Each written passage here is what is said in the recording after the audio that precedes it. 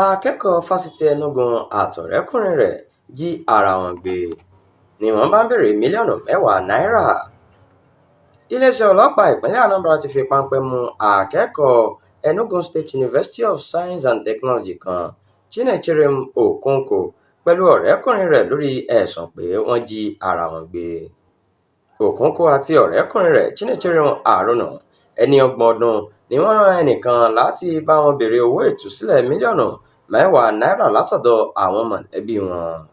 Gẹ́gẹ́ bí agbẹnusọ fún iléeṣẹ́ ọlọ́pàá ìpínlẹ̀ Anambra, Tochukwu Ikenga ṣe sọ, lẹ́yìn tí wọ́n fi ìṣẹ̀lẹ̀ náà tó wọn létí ni wọ́n bẹ̀rẹ̀ ìwádìí.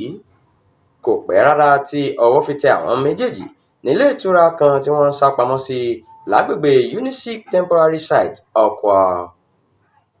Ó ní ọjọ́ 8 oṣù keje ni Okonkwo, tó jẹ́ ọmọ ọdún 28, sọ pé wọ́n jí òun gbé. Ọjọ́ 8 oṣù keje ni àjèjì kan sì pe àwọn mọ̀lẹ́bí tó ń béèrè fún mílíọ̀nù mẹ́wàá náírà owó ìtúsílẹ̀.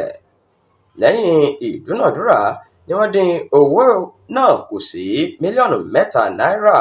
Wọ́n sì kọ́kọ́ san mílíọ̀nù 1 náírà sínú àkáǹtì Okonkwo. Nígbà tó ń jẹ́wọ́, Okonkwo sọ pé inú fíìmù kan lòun ti kọ́kọ́ rí bí wọ́n ṣe ń jí èèyàn gbé. Òun sì pinnu láti hùwà náà láti fi gba owó tí ọ̀rẹ́kùnrin òun yóò fi bẹ̀rẹ̀ ọjà tó fẹ́ máa tà.